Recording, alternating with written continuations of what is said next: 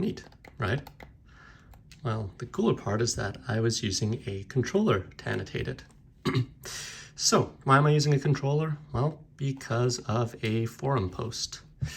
So there's a forum post asking if there was a way to essentially control QuPath using a video game controller. A histopathologist going by the username Crackerjack mentioned that they use QuPath to view and report out their cases. But using a mouse all day long can result in hand cramps, so he's tried a viewer that navigates the slides using a game controller, and that's more comfortable. So I wanted to come up with some solution, of course open source, or publicly available anyways, that allows you to use a controller for the majority of functions available for viewing and annotating in QuPath. So on that note, I actually used a software called Joy2Key. Now, Joy2Key essentially allows you to map inputs on a controller, in this case I'm using a USB controller, to specific key or mouse binds. So every time I press a key, you can actually see it highlights what that actual key is, and you can assign it a function. So for example, this function over here indicates move the mouse by a unit of 25 to the left. This one over here, move the mouse right by a unit of 25. There's also the ability to perform right and left clicks with with the mouse, or even zooming in and out, as well as keyboard buttons. For example, start has been bound to enter, and select, because I wanted to have a convenient undo key, is Control Z. So let's take a quick look at this forum post. There's a wide variety of solutions, available. And of course, I pitched this little thing I made for a Raspberry Pi. But I wanted something that wasn't really dependent on a QuPath extension, given QuPath's rapidly evolving code base. I also wanted something that was as close to cross-platform as possible. And I believe Joy2Key is supported on, let's take a look and see what it's supported on.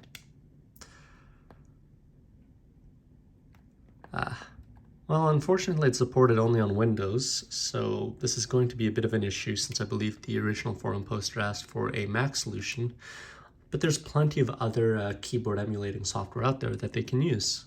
So what I essentially want to show is, kind of some of the loose concepts behind it and what you can do. So I have input display turned on the bottom left corner, and I'm using some sample images from the recent La Jolla Institute conference. So first things first, zooming in and out. Right trigger to zoom in, left trigger to zoom out. Or if you wanted to pan around, you can press A and switch over to the panning tool.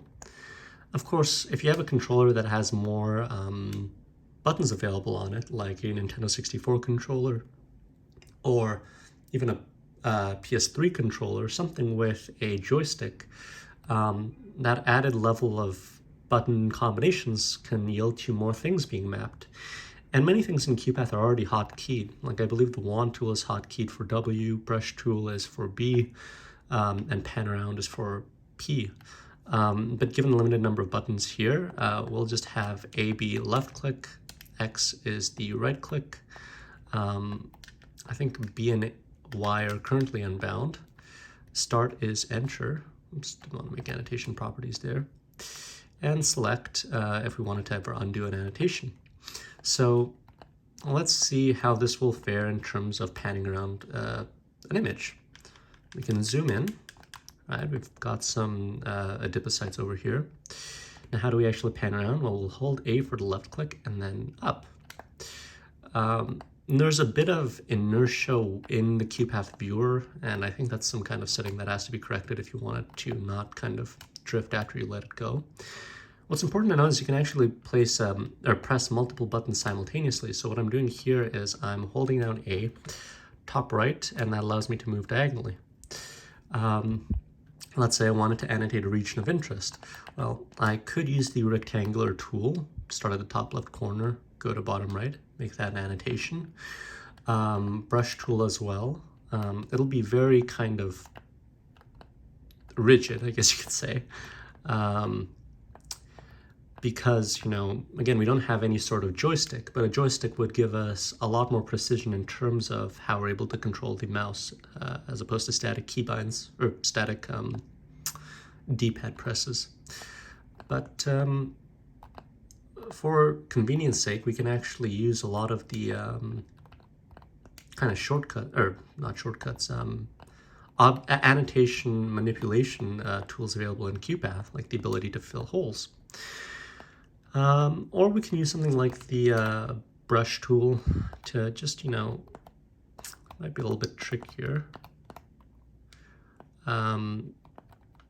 which will snap to regions of contrast.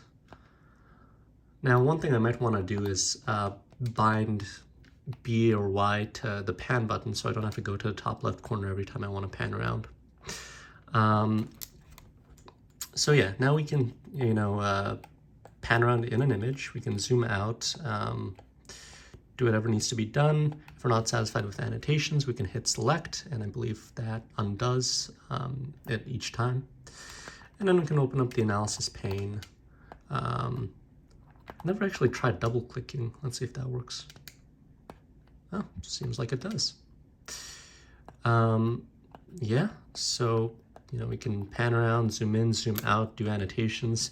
Again, really basic stuff, but yeah. I hope this gives, you know, some leeway, not leeway, some direction moving forwards in terms of how do you go about supporting controllers, as well as a wide variety of other peripheral devices for use in QuPath.